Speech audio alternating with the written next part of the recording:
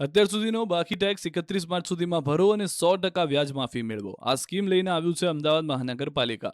હોળી પર્વ પહેલા જેમણે ટેક્સ નથી ભર્યો તેવા કરદાતાઓને હોળીને લઈને ભેટ છે. અત્યાર સુધી જેમણે ઘરવેરો નથી ભર્યો તે લોકો માટે વ્યાજ માફીની જાહેરાત કરવામાં આવી છે.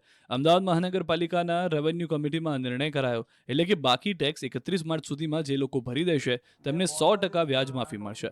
તેમજ કમર્શિયલ ટેક્સ પર 75% વ્યાજ માફી સ્કીમ લાગુ કરાશે. મૂળ ટેક્સ પર જે વ્યાજ લાગુ કરાયું છે તેમાં આ રાહત આપવામાં આવશે. આ નિર્ણયથી એએમસી તિજોરીમાં કરોડો રૂપિયાની વધુ આવક થશે. એએમસી દ્વારા 250 કરોડના ટેક્સની આવકનો લક્ષ્યાંક રખાયો છે. 2024 પહેલા જે એકમ દ્વારા ટેક્સ ન ભરાયો હોય તેના પર વ્યાજ લાગુ કરાયું છે. તેવા જ એકમોને આ સ્કીમનો લાભ મળશે. ગત વર્ષે અપાયેલી રાહતના કારણે કોર્પોરેશનને 317 કરોડની આવક થઈ હતી.